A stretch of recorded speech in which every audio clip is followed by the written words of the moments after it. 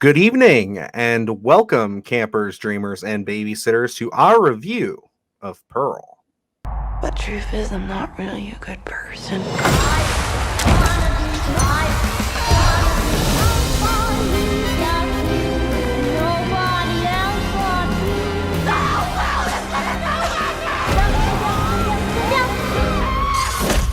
Alrighty, so yes, this has been something we've been looking forward to.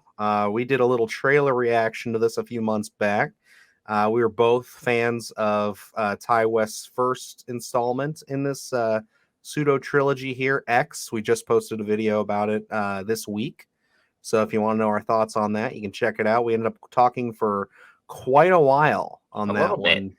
Yeah, but I mean, we didn't just cover that movie. We talked about, our thoughts about Pearl coming up. And then before Maxine was even announced, we kind of discussed that a little bit. So it kind of We were forced right on my the money. hand. Yeah, I know, right? We kind of said, like, I was like, yeah, maybe you should take place in the 80s. And hey, what do you know? It looks like that's what's happening.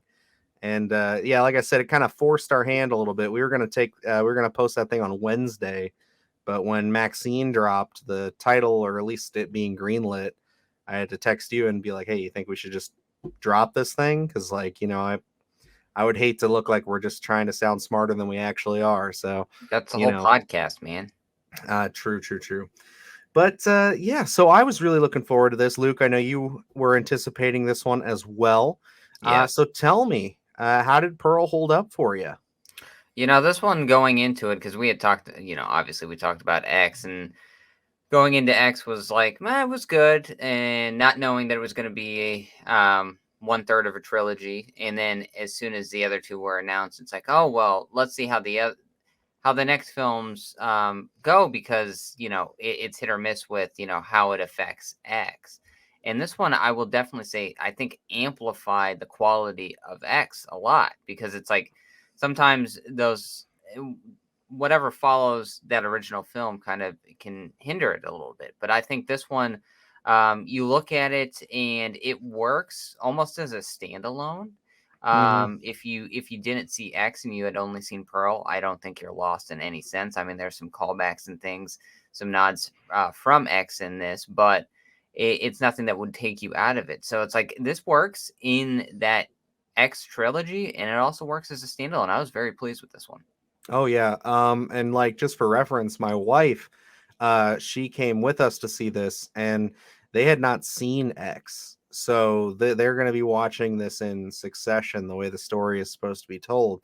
So it's very, very interesting. My little science experiment, if you would say, on that one.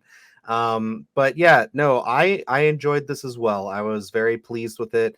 Ultimately, I think my two biggest positives that I can give this thing right off the bat are Mia Goth's performance.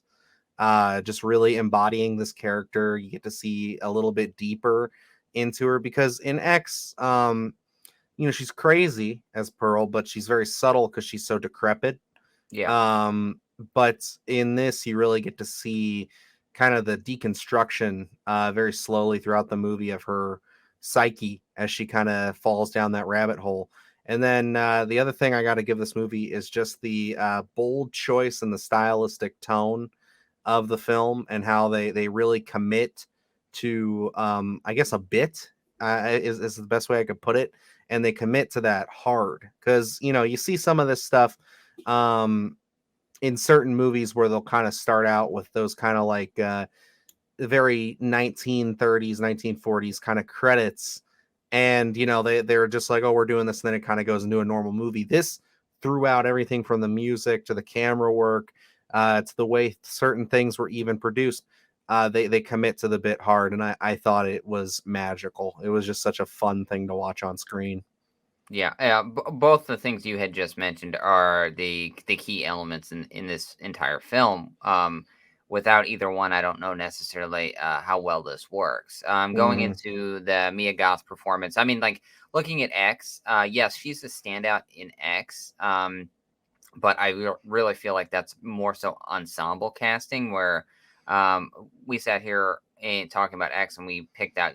We can't. It's hard to pick a favorite because they all have so many great moments and they're such a relatable cast in a sense. Where this one, this is very much a Mia Goth vehicle, and I mean, I'm riding shotgun this whole way. Oh Uh, yeah. she does an outstanding job. This is such a character piece, and it's like you don't get that much of Pearl in X, where she's already lived her life. She's more so set in her ways there. This is again what we're here for, to see what made her become what she is in X. And um you don't really know what you're going to get. Looking at that trailer, it's very outlandish a little bit. It's a mixed bag. You don't know what kind of tone they're really going for. I mean, they mentioned Technicolor a lot in that. It's like a Wizard of Oz experience. And going into this, it's like you don't know if it's going to be all aesthetic, or is that the nuts and bolts of that character work going to be there. And Mia Goth, I mean, so many different tones in this, where in certain instances she comes off as likable, very innocent, and then as we get farther and farther into the film, you find out, well, she's got some layers to her, and some of them Yeah. are not very nice. You know what I was really excited and happy to see? Two credits towards the start of this film. One that Mia Goth executive produced this, which is always great to see. I mean, I know to some that you just kind of hand that title out, Yeah, but in a project like this, where you're executive producing, starring, and co-writing, so she co-wrote this with Ty West, which I did not know, and I thought that was really cool. I think that you can tell, like you said, you described it perfectly, as this is a Mia Goth vehicle for sure. Because like she not only drives this whole thing and steals the show, I mean, this is like her baby in a sense. You can really see that, like, I think they kind of purposely almost could use this as like a reel, like if you wanted to really just show off her talents and range and everything, because like you're right, you do see quite a lot of layers when it comes to this character. You see kind of the understanding of why she maybe is the way she is, and you don't get a full explanation, which I love.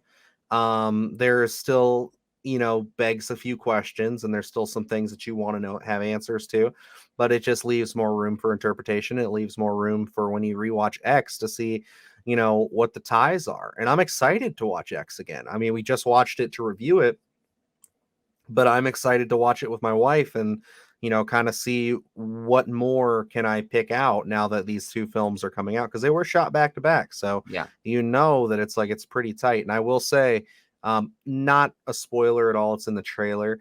I do appreciate, and I don't know how they're going to do it in Maxine, but if you notice in X, we open with the barn door shot.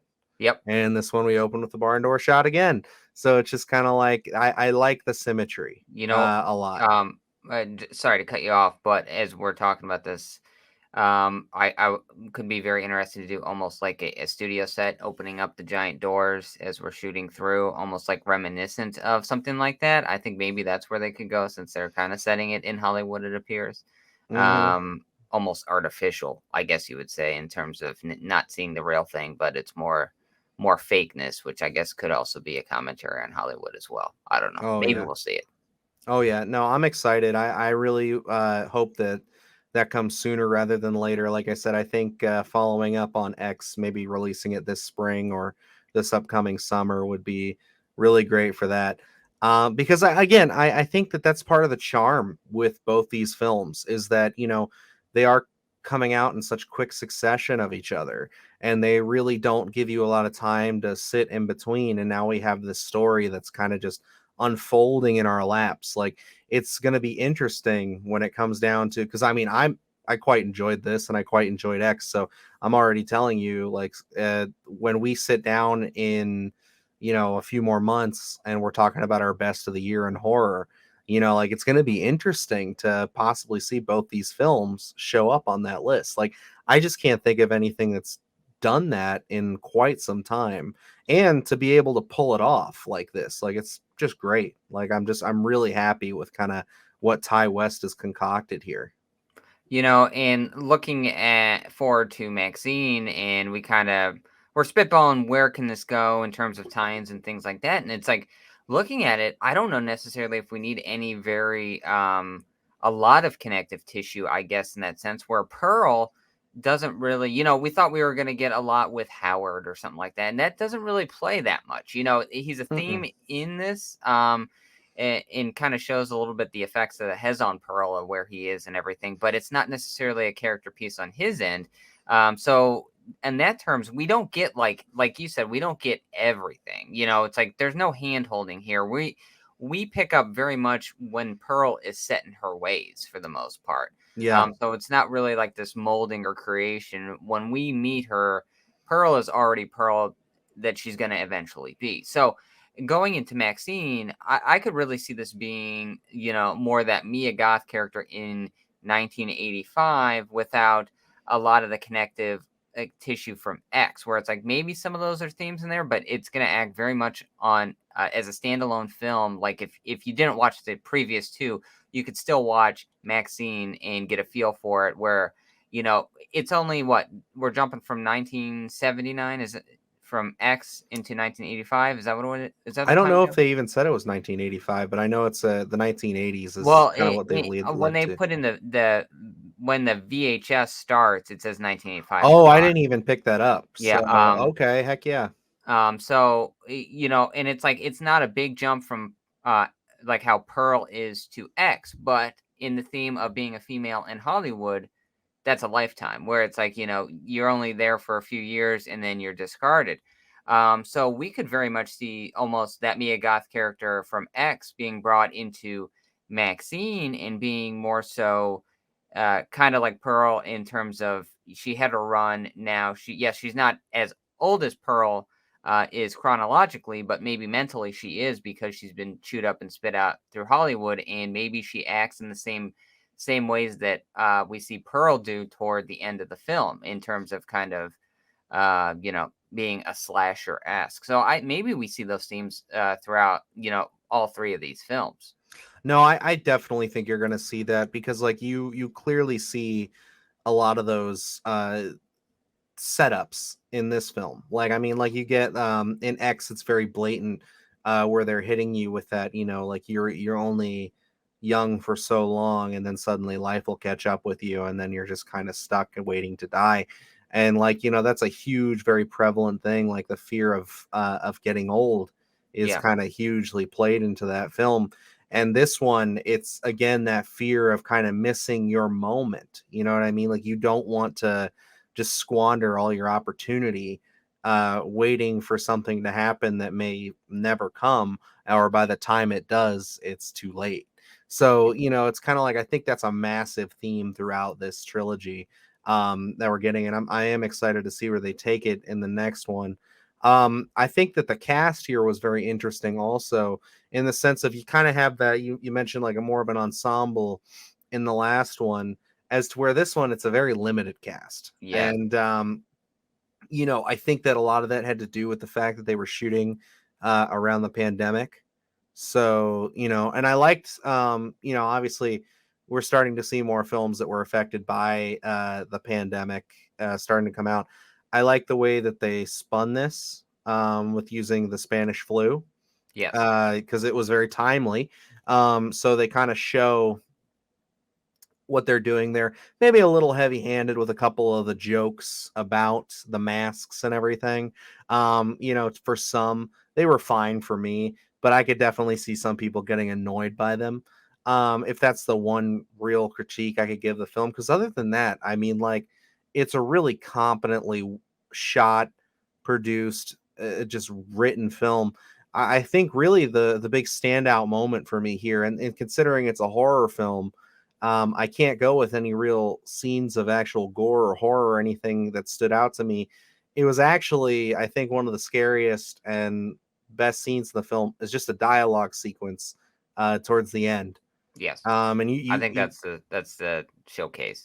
I think it Absolutely. is. That's really, it's just a continuous shot for what, like 5 minutes, Yeah, 3, 4 minutes of just Mia Goth, and she is just acting her ass off, and you see her go through so many emotions, and so many feelings and things throughout, and you get so much of, Pearl's character again without it being very exposition heavy at all.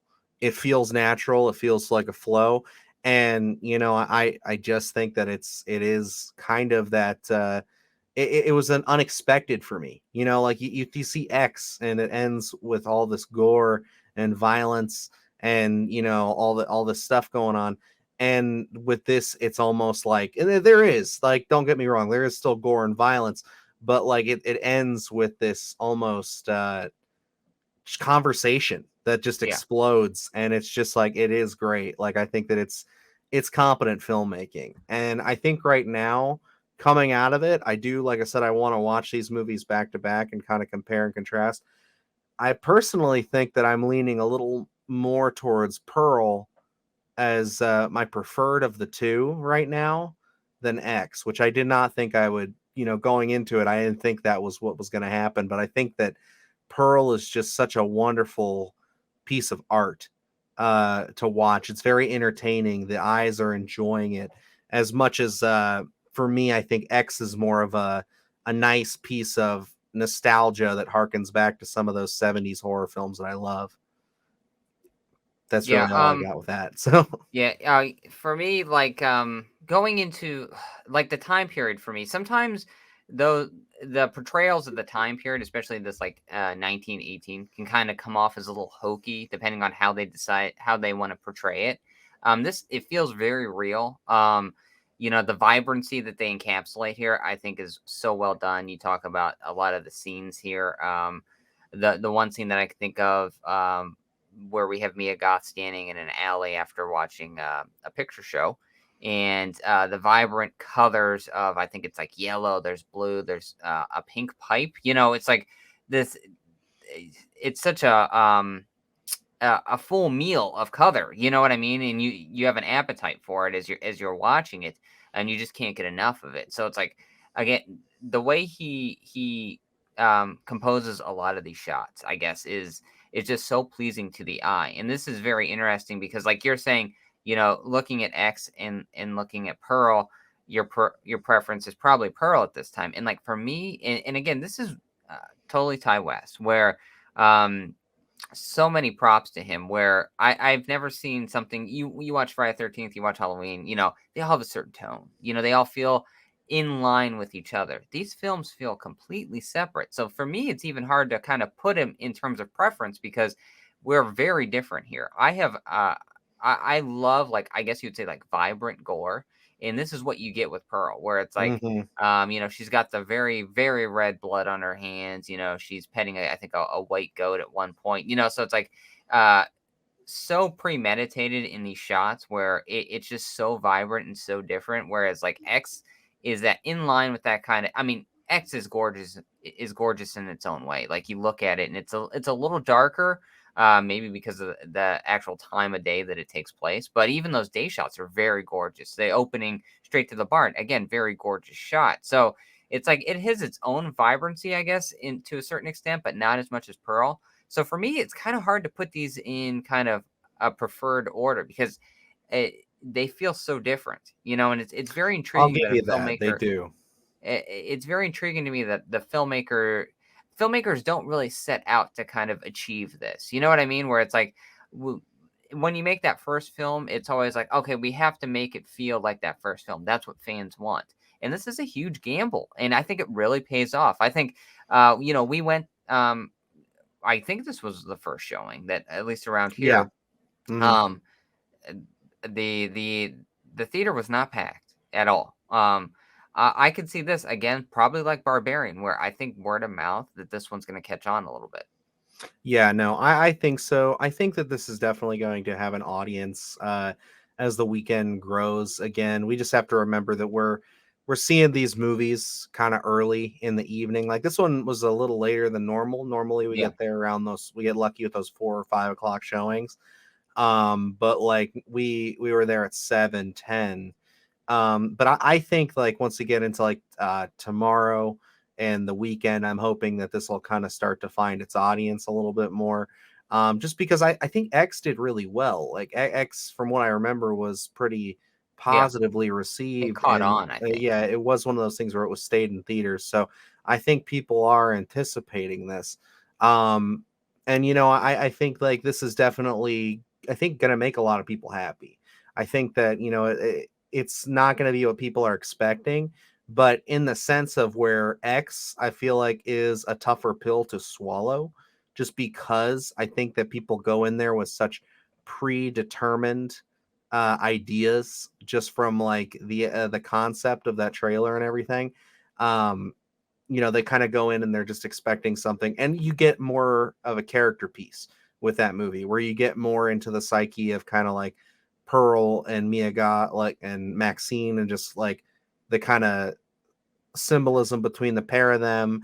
And not all the answers are given to you there, as to where this one is very straightforward. Yeah. um I would say, like you said, there's references to X and things like that, but for the most part, you get an entire story here. Yep. You get the opening and the ending, and like you said, you don't have to see X to see Pearl. So I think that this movie would probably go over a little better with certain audiences. Now, where that could falter is in that style that they choose to go with, by making it seem like an older film, because some people are just weird, and they're going to think that that's weird and different, and they're not going to like it just because of that. And I don't know, like, those are just general audience complaints that I hear. It's like when you talk to people who are just like, oh, I don't like watching black and white movies. It's kind of like, Yeah. why? Like, what's wrong with black and white movies? You know what I mean? Like, it's just, I could see that being a hang up, but for the most part, I think for a horror centric audience, I think people are really going to like this, and just how different it is. Yeah, just because you don't see something like this ever. I can't really think of anything to compare this to. Looking at it, walking out of this, out of the theater, it's like, what can I say that I've seen that's similar to this in the past few years, or even in the last decade? And I can't really think of anything. Like, this is an original film. This is a bold Mhm. move. I love his take on it. It just feels a refreshing horror is the best way that I can put it, because you don't see anything like this. We've talked about, you picked up the Blu-ray. I have yet to, because I was holding out for the X 4K that probably doesn't even exist. But it's like, this film right here, Pearl, is something you have to own in 4K. So I'm hoping that's going to be a release. It would be nice, and I'm waiting for that.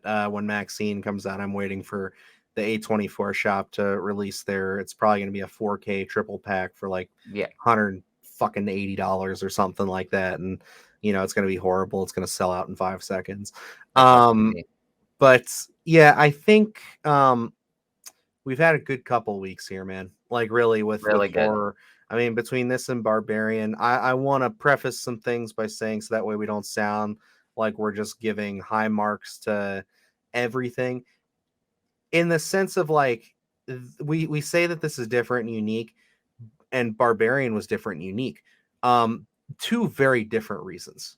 Yes. Just to say, so like, because with Barbarian, um, it's more of the, I guess, shock factor, and it's more of just the not knowing what kind of a movie we were getting, and then the surprise of what it turned out to be, and just how, again, we said in our non-spoiler section that's like, we don't really get movies like that anymore, in that sense.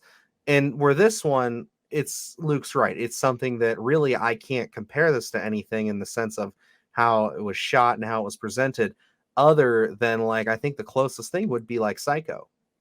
Yeah. And I think that's just because of the time period and everything, but also just because this is, they really do commit to this bit of, like, we are going to make this like a 1920s 1930s kind of film. And that's awesome. Like, I think that's great, and it does further this concept. And it's not like one of those things where sometimes you watch a movie and you can tell the gimmick or the concept really is the only thing that they got going for them. There's not much meat on the bone, as to where this one is a full, I know you're vegan, but full turkey leg here, in a sense of like, you're just like, you get all of it. It's great. Like you're getting not only the great stylistic choice, the fantastic camera work and everything, but you're getting a wonderful story that's beautifully acted, and you can just tell everybody who's working on this loves the story and has a deep passion for it, and it's wonderful to see. Yeah, it's such a well-rounded film, and like going into a little bit of the story here, where we do get Pearl's side of things, but we're introduced to her family, which is null and void by the time we get to X. And what an interesting family dynamic that is played there. So it's like I think it's a fun space to live in. A lot of different things, kind of a moment in time almost. It very interesting. So it's like there is a lot here in terms of storytelling as well. I mean, visually it's gorgeous. But in story wise, and acting wise, there is a lot here. Hmm. Yeah, this is definitely a high recommendation from me. I think that it's definitely, if you are a film enthusiast, if you are a horror fan, this will definitely give you something special and something cool to look into, something unique. And if you are kind of on the fence about this one, I still say it's worth checking out in theaters. It's a beautiful experience. It's very brisk. It doesn't overstay its welcome at all. And, I think that you'll have at least an experience that you can walk away saying, I've never seen a movie like that, at least in today's day and age. And, that it will.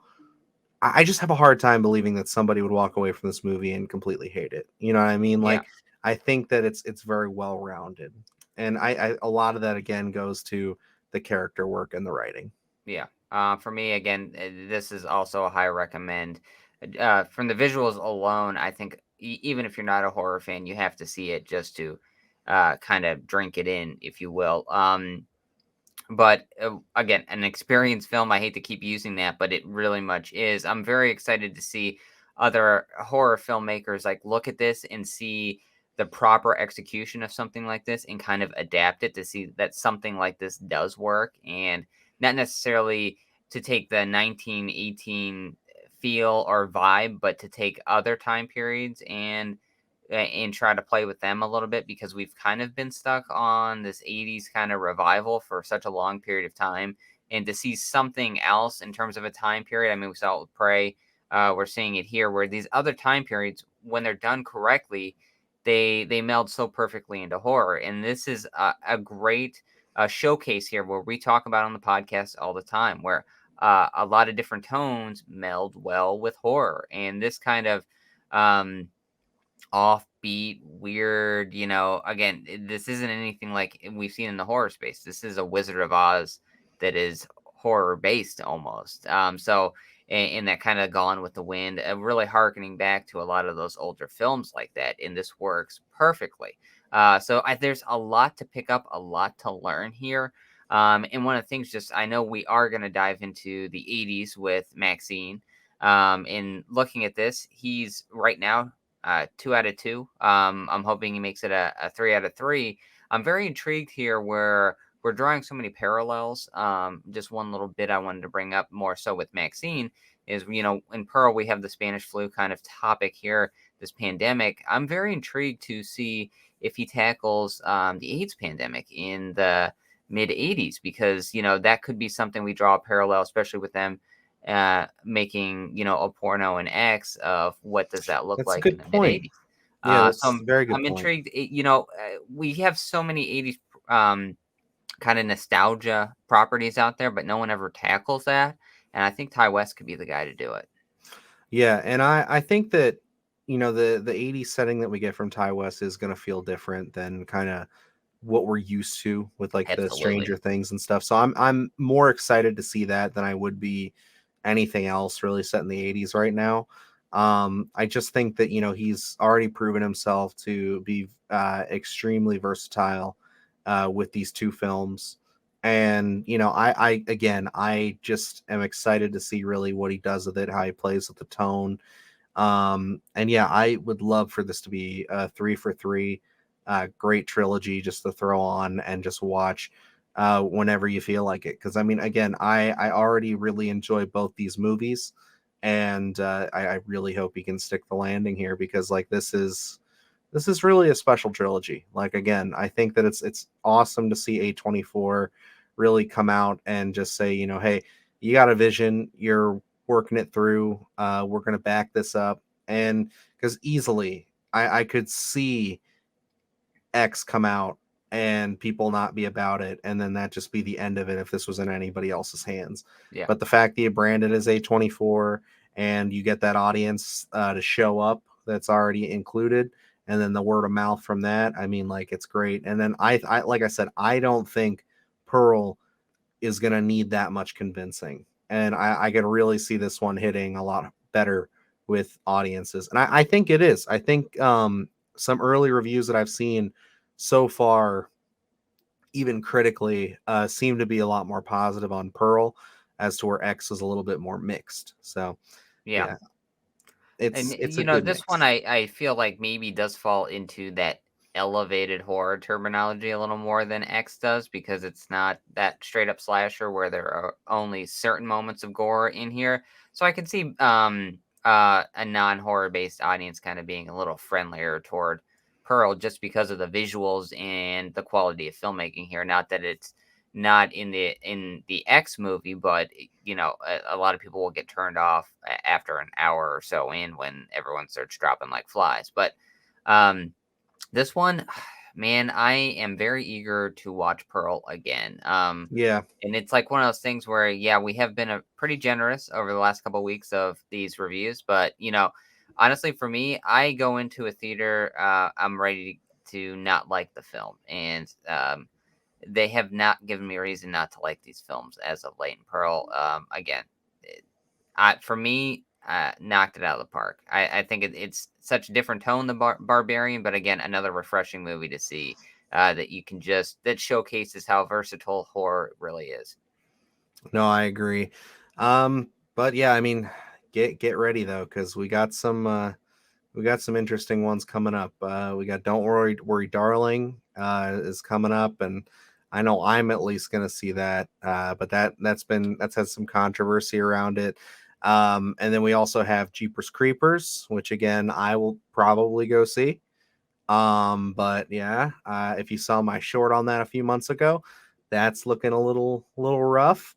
And then yeah, I mean it's so we might be able to balance some things out here a little bit, but I gotta say, it has been nice going to the theater the last 2 weeks. Has Yeah. been very exciting, very fun, very cool. And it's great to say, you know, these aren't like we're not just sitting here saying these are great slasher films. These are great horror films. You know what I Hmm. mean? Like there's a quality here, there's storytelling, very different things to offer in both those films. So definitely, if you're planning on going to the theater, or you know, it's kind of like pulling teeth to get out there, make time for Pearl. Yeah, honestly, Pearl and Barbarian, I'm just gonna keep telling people to check those two out, because I think that they're quite great and they're a lot of fun. And I really hope that they can have some legs and fight through and survive the box office beat down that Halloween Ends is probably going to have on some of these. I mean, who knows, with it being on Peacock, it might not make nearly as much, but I think people are going to turn up for that. I think So, so too. you know, it's one of those things where it's like if they can survive that and make it to like those last 2 weeks of October right before Halloween, I think they could see another boost in box office returns when people are really trying to go see some scary movies. So, Definitely. alrighty, guys. Well, that's going to wrap us up here for our review of Pearl. Again, really enjoyed this one. So, if you guys want to keep up with our thoughts and conversation, you can definitely go ahead and comment down below. Let us know what you think of the movie, or if you're still on the fence about it and need some further convincing, we could always chit chat with you down there. As well as you can follow us on Twitter and Instagram, where you can kind of keep up with us there. And we're posting videos more on Instagram. We're always posting stuff on Twitter. Luke is always on there, keeping up the good conversations and letting it go. We also, with Pearl, we have our first inaugural TikTok video up. You can find it at TikTok. You can just search Splattercast. So didn't have to do Splattercast Pod with that one, but we were able to get Splattercast. So that one, just search that up if you guys want to follow us on there. probably going to have to figure out how I want to use that, but I kind of have some ideas in my head. You're definitely going to be seeing our shorts on there as well. So yeah, but we're going to do some fun stuff on there. It's not going to be us dancing to a bunch of stuff and, you know, just Yes, it is. goofing around. Okay, it might be a little bit of that, but for the most part, like we're going to be trying to use that and do some fun things. So alrighty. But yeah, if you guys like the review here and you think we deserve it, feel free to hit that subscribe button. We are at 64 subscribers as of the recording of this video.